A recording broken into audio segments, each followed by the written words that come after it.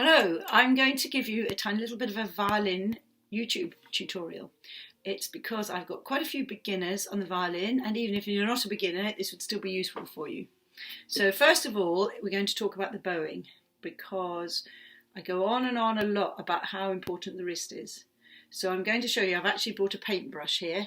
So if you could find a paintbrush at home and practice doing like this against the walls in your house, big strokes, because when you go up, the important thing is, as soon as you've finished going up, your brush carries on. If you watch it, then when you're going down, I'm starting to go up, but my brush is carrying on, and so it never stops. Another thing I mention is about the tumble turns, because I'm quite a keen swimmer when we're allowed to swim. And when I love doing tumble turns because you never stop, rather than going to the end and stop. Because what we don't want to have is violin bowing that goes like this. What we were. So you may notice I'm quite happy just at the end of the stroke to not have my bow parallel, because we all know we try to keep it parallel.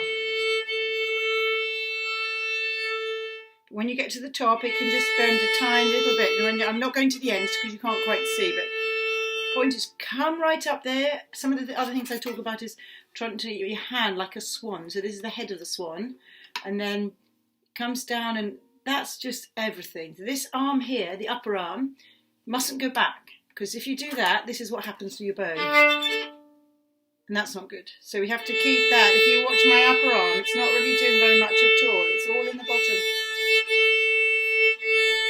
And if I go right to the end,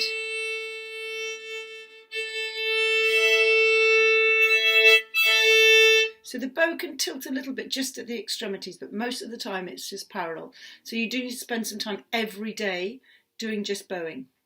And then just check your bow hold. If you could make it, it takes a lot of people a while, but the little finger can't bend around like that, like everybody else, like the other fingers. So it tips on the side, and these fingers go nicely wrapped around parallel motion, but everything is in here. So I also tell people to try like holding a pencil. If you hold a pencil and you write down, you're doing everything with this finger and your thumb, bending like that. You wouldn't hold a pencil like, well, I hope you wouldn't, with your thumb sticking out. So keep your thumb bent that way, about opposite this finger. That is the one, this is the driver. So if you watch there,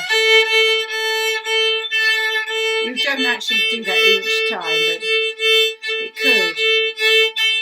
So things to practice on the bow, making it bounce in the middle. This bit, about a third of the way up, is a really good, comfortable time. It's called the balancing point. Make it flick. Okay, another thing I go on about is retake. So when you do a retake, a lovely big circle, because then you started the motion before your bow hits the string. Sorry, I'm making that skate a bit because I'm watching the screen, not watching. It is a good idea to keep watching. You can actually sometimes practice the violin bowing out here. Otherwise your eyes get a bit tired watching just like that. Every day, some very important bowing, little circles. Okay, so that's enough on the bow. The other thing I wanted to show you is this hand here. Now, even if you haven't learned to do vibrato, I can hear a lovely swooshing noise. So what I'm doing is I'm rubbing gently across along the string. Notice how this is one unit. I don't get my wrist bend. If you do that, when you come to doing vibrato, it will be a horrible vibrato. And when you come to squish your finger, like your fingers will be all squished. So nicely up, so rounded, a bit curved over. And you can do lots of practice, just you probably can't hear on this YouTube tutorial, but you can make your fingers bend like that, do little exercises. You can see them working nicely, but keep this straight. Don't like that. I often talk about don't make it like a frying pan, make it not like that, not upright thing. There isn't really a pan diagonal, but nicely diagonal. If you are at this stage you're doing vibrato, this is the best thing to do. Practice up and down the string and then gradually minimise it, so you're going like that eventually. You need to practice lots and lots of this without doing any playing at all with your bow. So you really go big up and down like this. Obviously when you get to there, you can't, you have to get your wrist going in. That's more like the swan again, isn't it? So like this, up and down like that, in and out here. Not like this, that's terrible. You've got to keep that fairly slow. And then when you feel you're ready, then you do a thing, you go.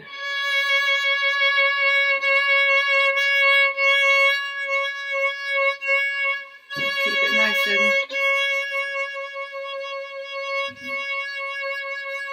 So you're allowed to wobble your hand a bit. I've been watching, there's a very good violinist. I'm going to give you a date. She's called Mio Takahashi. She's in the Young Musician of the Year, one of students at the school I used to teach at. Keep her like that. She's practiced hours and hours of her technique. And I've seen her using her wrist a bit. But get the motion going like that.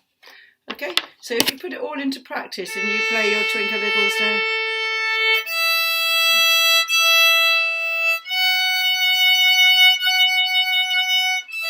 And I'm going to do a retake here.